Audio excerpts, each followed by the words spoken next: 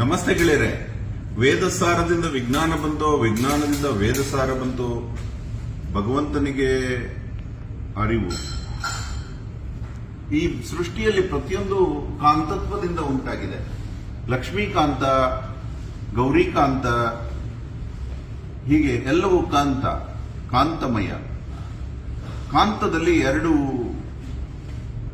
ಧ್ರುವಗಳಿರುತ್ತೆ, ಉತ್ತರ ಧ್ರುವ ಮತ್ತು ದಕ್ಷಿಣ ಧ್ರುವ.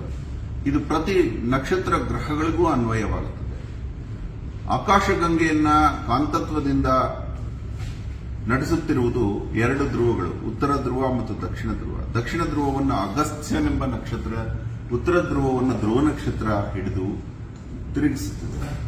ಇವತ್ತು ಅದ್ಭುತ ಕಂಡಿತು, ಮ್ಯಾಗ್ನೆಟಿಕ್ ಬಾಲ್ಸ್. ಪ್ರತಿಯೊಂದು ಒಂದೊಂದು ಅಣು ಎಂದು ತಿಳಿದುಕೊಳ್ಳೋಣ. ನಾವೆಲ್ಲ ಬಹು ಅಣುವಿನ ಜೀವಿಗಳು, ಮಲ್ಟಿ ಸೆಲ್ಯುಲಾರ್ ಆರ್ಗಾನಿಸಮ್ಸ್. ಮತ್ತೆ ನಾವು ಒಂದು ಸೆಲ್ ಇಂದ ಆಗಿದ್ದು, ಅಮೀಬಾ ತರ. ಮತ್ತು ಒಂದೇ ಒಂದು ಮ್ಯಾಗ್ನೆಟ್ ಇತ್ತು ಅಂತ ಇಟ್ಕೊಳ್ಳೋಣ. ಇದನ್ನೇ ಮೂಲ ಸೃಷ್ಟಿ, ನಿರ್ಗುಣ ನಿರಾಕಾರ ಪರಬ್ರಹ್ಮ ಅಂತ ತಿಳ್ಕೊಳ್ಳೋಣ.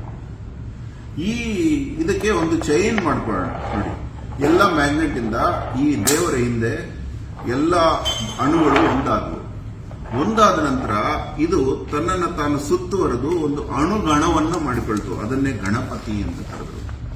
ಶಿವನ ಮಗ ಗಣಪತಿಯಿಂದ ಅಣುಗಣವಾಯಿತು. ಆ ಅಣುಗಣವನ್ನ ಈ ರೀತಿ ಜೋಡಿಸಿದಾಗ, ಒಂದು ಕಿರಿದಾದ ಗಣ ಮಾಡಿಕೊಂಡಾಗ ಅಹೋರಾತ್ರನಿಗೆ ಒಂದು ರೂಪ ಕಂಡಿತು. ಇದು ಅಚ್ಚರಿ ಮೂಡಿಸಿತು. ಏನಿದು ರೂಪ ಅಂದ್ರೆ, ಇದು ಸೇನೆ, ಇದು ದೇವಸೇನೆ. ದೇವಸೇನ ಅಂದ್ರೆ ಗೊತ್ತಲ್ಲ ನಿಮಗೆ, ಷಣ್ಮುಗ, ಶಿವನ ಮಗ ಷಣ್ಮುಗ ಸುಬ್ರಹ್ಮಣ್ಯ. ನೋಡಿ, ಈ ದೇವಸೇನೆ 60 ಬಾಲುಗಳಿಂದಾಗಿದೆ. ಮಧ್ಯದಲ್ಲಿ ಶಿವ ಇದ್ದಾನೆ, ಸುತ್ತಲೂ 6 ಬಾಲುಗಳು, ಕಾಮ, ಕ್ರೋಧ, ಲೋಭ, ಮೋಹ, ಮದ, ಮತ್ಸರ. ನೋಡಿ ಎಷ್ಟು ಚೆನ್ನಾಗಿದೆ. ಇದೆಲ್ಲ ಸೇರಿ ಇದೊಂದು ಷಟ್ಕೋನ ಆಯಿತು. ಅಂದ್ರೆ ಷಣ್ಮುಗ ದೇವತೆಗಳ ಸೇನಾಧಿಪತಿ. ಎಷ್ಟು ಅದ್ಭುತ. ಷಡ್ಯಂತ್ರ ಕೂಡ ನೋಡಿ, ಈ ಯುದ್ಧ ತಂತ್ರದಲ್ಲಿ ಷಡ್ಯಂತ್ರ ಅಂತ ಒಂದು ಬರುತ್ತೆ. ಮೊದಲನೇದು ವಶ್ಯತಂತ್ರ, ಏನಾದ್ರೂ ಮಾಡಿ ಶತ್ರುವನ್ನ ವಶ ಮಾಡ್ಕೊಳ್ಳೋದು. ಅದು ಬಿಟ್ರೆ ಸ್ತಂಭ ಅಂದ್ರೆ ಶತ್ರುವನ್ನ ನಮ್ಮ ಕಡೆ ವಶ ಆಗದೆ ಇದ್ದಾಗ ಹತ್ರ ಬರದಂಗೆ ನಿಲ್ಲಿಸುವುದು. ಮೂರನೇದು ವಿರೋಧ, ಶತ್ರುವನ್ನ ವಿರೋಧಿಸೋದು, ನಿನ್ನ ಹದ್ದಿನಲ್ಲಿರು ಅಂತ ಹೇಳೋದು. ನಾಲ್ಕನೇದು ನಿಗ್ರಹ, ಶತ್ರುವೇ ಇಲ್ಲದಂತೆ ಮಾಡುವುದು, ಮುಕ್ತಾಯ ಮಾಡಿಬಿಡುವುದು. 5ನೇದು ಉಚ್ಚಾಟನೆ, ಶತ್ರುವನ್ನ ಎಂದಿಗೂ ನಮ್ಮ ಅಡಿಗೆ ಬರದಂತೆ ಉಚ್ಚಾಟಿಸುವುದು. 6ನೇದು ನಮಗೆ ಶತ್ರುವೇ ಇಲ್ಲದಂತಾದಾಗ ಮೋಕ್ಷ. ಇದು ಷಡ್ಯಂತ್ರ ಅಂತ ಹೇಳ್ತಾರೆ. ಅಂದ್ರೆ ಜಗತ್ತಿನ ಯೋಗ ತಗೊಳ್ಳಿ, ಯಮ, ನಿಯಮ, ಆಸನ, ಪ್ರಾಣಾಯಾಮ, ಪ್ರತ್ಯಾಹಾರ, ಧ್ಯಾನ, ಧಾರಣ, ಸಮಾಧಿ. ಜ್ಯೋತಿಷ್ಯ ಸಮಾಧಿವರೆಗೂ ಹೋಗುತ್ತೆ, ಸಂಗೀತ ಸಮಾಧಿವರೆಗೂ ಕರ್ಕೊಂಡು ಹೋಗುತ್ತೆ, ವೈದಿಕ ಸಮಾಧಿವರೆಗೂ ಕರ್ಕೊಂಡು ಹೋಗುತ್ತೆ. ವಿಜ್ಞಾನ, ಯಾವುದೇ ವಿಜ್ಞಾನಿ ಪರಿಪೂರ್ಣ ಆದಾಗ ಮುಕ್ತಿಕಾರಕನಾಗ್ತಾನೆ. Einstein the great scientist. ಹೀಗೆ ಪ್ರತಿಯೊಂದು ವಿದ್ಯೆಯು ಈ ಯುದ್ಧಕಾರಕವೂ ಶಾಂತಿ ಎಡೆಗೆ ಸಾಗುತ್ತದೆ, ಶಾಂತಿಯೂ ಶಾಂತಿ ಎಡೆಗೆ ಸಾಗುತ್ತದೆ. ಇದು ನೋಡಿ, ಯಾಕೆ ಈ ಸರ್ಕಲ್ ಆಗಿರೋ ಈ ಮ್ಯಾಗ್ನೆಟಿಕ್ ಬಾಲ್ಸ್ ನ ಜೋಡಿಸಿದಾಗ ಬೇರೆ ಯಾವ ಆಕೃತಿನೂ ಬರಲ್ಲ, ಟ್ರಯಾಂಗಲ್ ಬರಲ್ಲ, ಏನೂ ಬರಲ್ಲ, ಷಟ್ಕೋನವೇ ಯಾಕೆ ಬರುತ್ತೆ?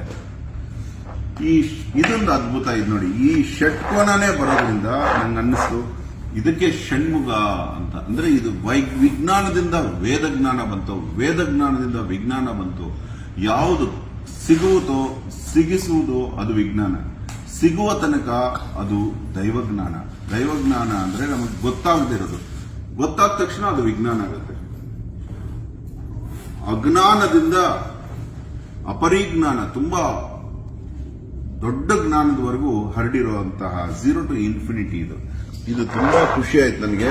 ಈ ಸರ್ಕಲ್ ಅಲ್ಲಿರೋ ಮ್ಯಾಗ್ನೆಟ್ಸ್ ನ ಸೇರಿಸಿದ್ರೆ ಸರ್ಕಲ್ ಆಗ್ಬೇಕು, ಅಷ್ಟಕೋನ ಆಗ್ಬೇಕು, ಆಗ್ತಾ ಇಲ್ಲ.